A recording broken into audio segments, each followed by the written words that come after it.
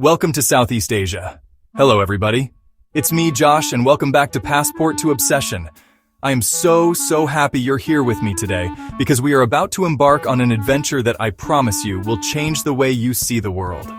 I've always believed that travel is the best way to open your mind and your heart, and there is no place on earth that does this quite like Southeast Asia. The colors, the sounds, the smells, the smiles of the people. It's a symphony for the senses. A feast for the soul. And the food. Oh my goodness. We have to talk about the food. This isn't just a trip, it's a journey into ancient history, breathtaking nature, and some of the most vibrant cultures you will ever experience. Today, I'm going to share with you my personal list of 12 must-see spots in this incredible region. These are the places that have stayed with me long after I've come home, the memories that I replay in my mind when I need a little bit of joy. I want to share that joy with you.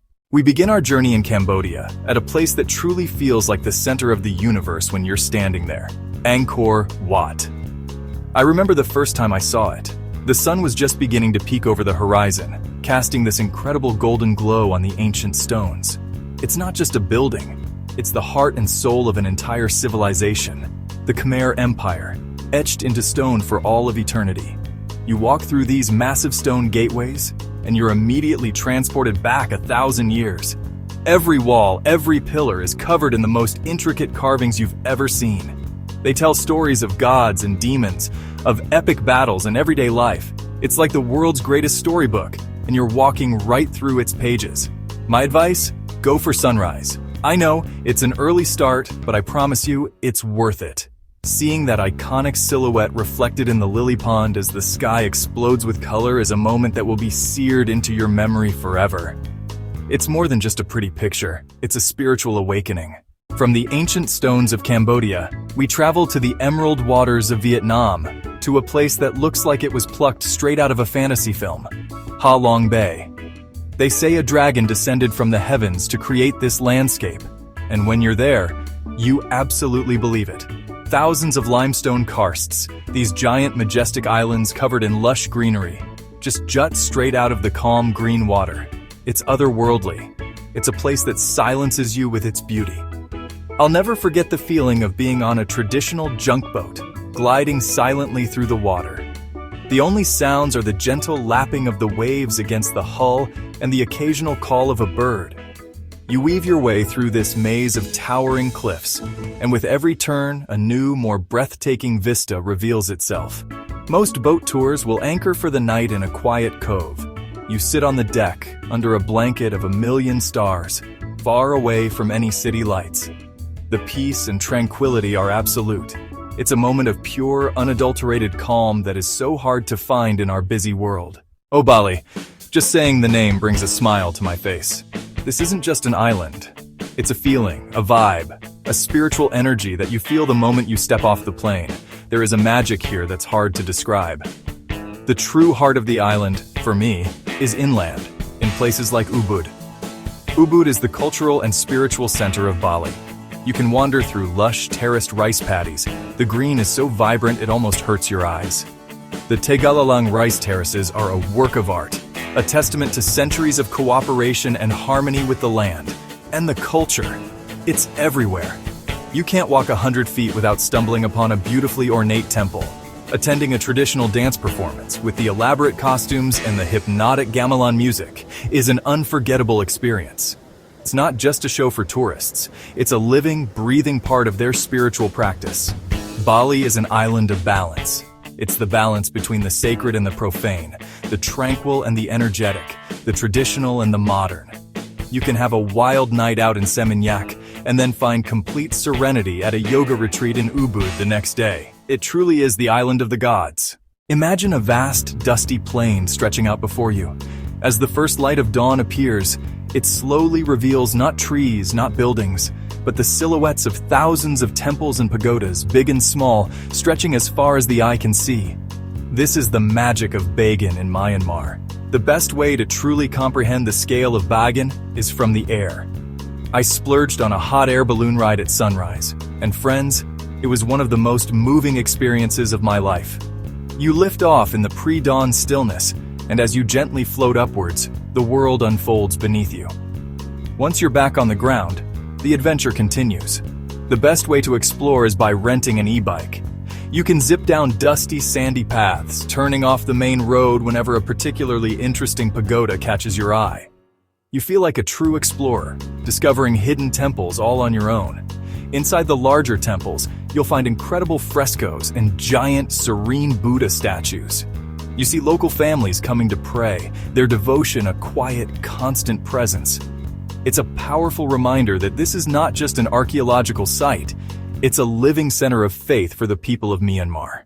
If you were to ask me to describe paradise, I would probably just show you a picture of Palawan in the Philippines. This place is, and I don't use this word lightly, perfect. They call it the last frontier of the Philippines, and it feels like it. Taking a bangka, a traditional Filipino outrigger boat, for an island-hopping tour is an absolute must.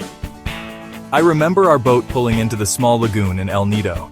To get in, you have to swim or kayak through a small crack in the rock face. Once you're through, it opens up into this breathtaking, cathedral-like cavern of water. And the beaches. Secret Beach, Seven Commandos Beach. Each one seems more perfect than the last. Powdery white sand, leaning palm trees, and that incredible water. It's the stuff of postcards, but it's real. And let's not forget the Puerto Princesa subterranean river, one of the new 7 wonders of nature. You take a paddle boat into this massive cave system, floating down an underground river for miles. It's a bit spooky, a bit mysterious, and totally incredible. Palawan is an adventure from start to finish. After the dramatic landscapes of Palawan, our journey takes us to a place of gentle, quiet charm, Luang Prabang in Laos. This city, a UNESCO World Heritage Site, is nestled in a valley where the Mekong and Nam Khan rivers meet. It's a place that moves at a slower pace. The spiritual heart of the city is the almsgiving ceremony, or takbat, which happens every morning at sunrise. Hundreds of monks from the many monasteries walk silently through the streets in single file, collecting sticky rice and other offerings from the local people. It's a deeply spiritual and moving ritual that has been happening for centuries. The city is dotted with the most beautiful temples, or wats. My favorite was Wat Siang Thong, with its stunning sweeping roofs that almost touch the ground. The walls are decorated with intricate gold stenciling and a magnificent Tree of Life mosaic on the back wall. A short trip outside the city takes you to the stunning Kwangsi Falls.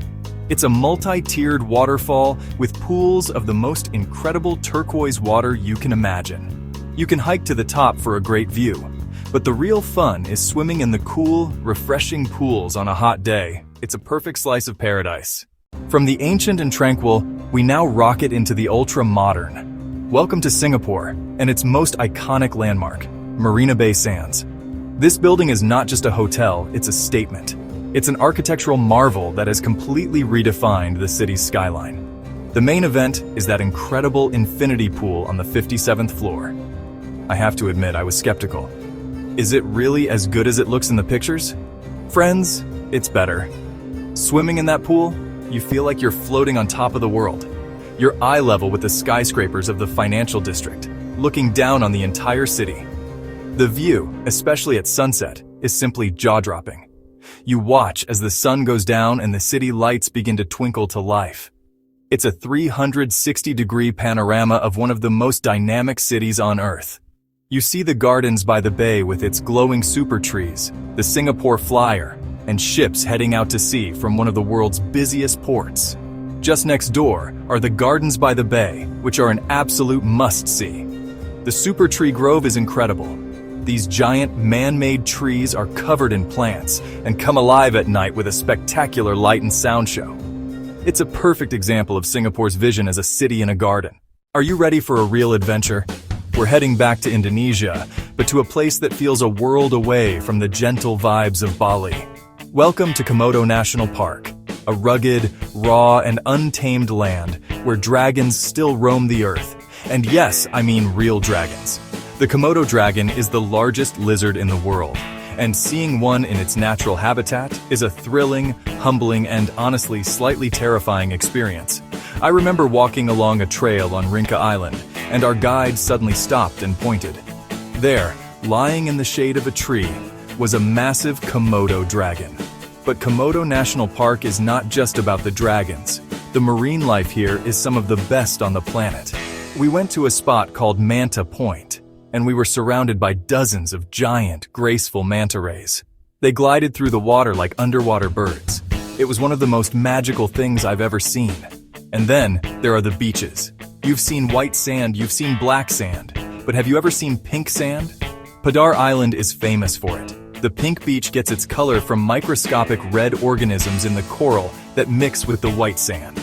The contrast of the pink sand, the turquoise water, and the green and brown hills is just stunning. We now travel to the north of Thailand, to a city that has captured the hearts of travelers for decades, Chiang Mai. While Bangkok is a sprawling, high-energy metropolis, Chiang Mai is its more relaxed, cultured older sister. It's a city with a deep history, a vibrant arts scene, and a stunning natural setting. But the most magical time to be in Chiang Mai is during the Yipeng and Loy Krathong festivals, usually in November. Thousands upon thousands of people gather to release paper lanterns into the night sky. Standing in a field with thousands of others, you light your lantern, make a wish, and release it. You watch as it joins a galaxy of other lights, creating a silent, slow-moving river of fire in the sky. Beyond the festivals, Chiang Mai is a hub for incredible experiences. You can visit an ethical elephant sanctuary where you can help feed and bathe these gentle giants. You can take a Thai cooking class. I learned to make chao soy, a creamy coconut curry noodle soup, and it has become one of my favorite dishes in the world. A trip up to Wat Phra That Doi Suthep, a magnificent golden temple perched on a mountain overlooking the city, is a must. The journey up the winding road is an adventure in itself, and the views from the top are absolutely worth it. Chiang Mai is a city that has it all: history, culture, food, nature, and a truly special soul. Let's head to the vibrant, multicultural heart of Malaysia, Kuala Lumpur, or KL as it's affectionately known. This city is a fantastic mix of old and new, where gleaming, futuristic skyscrapers stand right next to colonial-era shophouses and ancient temples. It's a melting pot of Malay, Chinese, and Indian cultures. You can't talk about KL without talking about the Petronas Towers. For a time, they were the tallest buildings in the world, and they are still the tallest twin towers. They are simply stunning. They dominate the skyline, these two glittering spires of steel and glass that look like rockets ready to launch. But just a short train ride away from this symbol of modernity, you'll find a completely different world at the Batu Caves. This is a massive limestone hill with a series of caves and cave temples. Guarding the entrance is a gigantic, 140-foot-tall golden statue of Lord Murugan, a Hindu deity. It is an incredible sight. The real magic of Kuala Lumpur for a food lover like me happens on the street. In the evening, head to Jalan Alor, a street that completely transforms into a massive open-air food court. The air is thick with smoke and steam from dozens of woks. You can find everything here from delicious satay skewers to char kway teow and spicy sambal stingray. We return to Indonesia one last time, to the island of Java, for a spiritual journey to rival Angkor Wat. This is Borobudur, the world's largest Buddhist temple. It's not a temple you enter, but one you ascend. It's a giant, three-dimensional mandala, a map of the cosmos, built in the 9th century. Like with Angkor Wat, the most magical time to experience Borobudur is at sunrise. You arrive in the dark, climb the steep stone steps, and find a spot on the upper terraces. As the mist that often blankets the Kedu plain begins to burn off, the sun rises, casting a golden light on the surrounding volcanoes. The temple is designed as a pilgrimage. You start at the base and circumambulate each of the 9 levels, moving upwards. As you walk, you follow thousands of intricately carved relief panels that tell the story of the Buddha's life and teachings. It's a journey of enlightenment, carved in stone. The upper 3 terraces are home to 72 bell-shaped stupas, each containing a statue of the Buddha inside. At the very top is the central main stupa, which represents nirvana, the ultimate goal. Reaching the top after symbolically walking the path of enlightenment is a powerful feeling. Borobudur is, quite simply, food for the soul. For our final destination, we're slowing things all the way down. We head back to Laos, to the very south. where the mighty Mekong River widens and splits, creating an archipelago of countless islands and islets. This is Phan Don, which translates to 4,000 islands. This isn't your typical tropical island paradise with white sand beaches. This is a different kind of paradise, a paradise of simplicity, tranquility, and river life. The main islands to visit are Don Det and Don Con. There are no real cars here, just sandy paths. You cycle past rice paddies where water buffalo graze, small villages with friendly children. The main activity here is, well, not doing much at all, and that's the whole point. You find a guest house with a balcony and a hammock overlooking the Mekong and you just relax. You read a book, you watch the river flow by, you see the fishermen casting their nets. It's a place to decompress, to disconnect from the frantic pace of modern life. The Khon Pha Falls, the largest in Southeast Asia by volume, are an incredible sight. One of my favorite experiences was taking a small boat out in the late afternoon to try and spot the rare and endangered Irrawaddy dolphins. Watching these gentle creatures in their natural habitat as the sun began to set, painting the river in shades of gold and pink, was magical. And there you have it, friends. 12 places, 12 incredible experiences that have truly filled my heart and my passport with so much joy. From the spiritual heights of Borobudur to the laid-back river life of the 4,000 islands, Southeast Asia is a region that offers something for every kind of traveler. It's a place of immense beauty, profound history, and some of the warmest, most welcoming people you will ever meet. It's a journey for your senses, your mind, and your soul. I really hope this has inspired you to dream a little, to plan a little, and to maybe add 1 or 2 or all 12 of these spots to your own list. Now, I would love to hear from you. What is your favorite place in Southeast Asia? Or which one of these 12 destinations is now at the very top of your bucket list? Let me know in the comments below. And if you enjoyed coming along on this journey with me, please don't forget to like this video and subscribe to Passport to Obsession for more adventures. Until next time, my friends, be open to everything, and I'll see you on the road.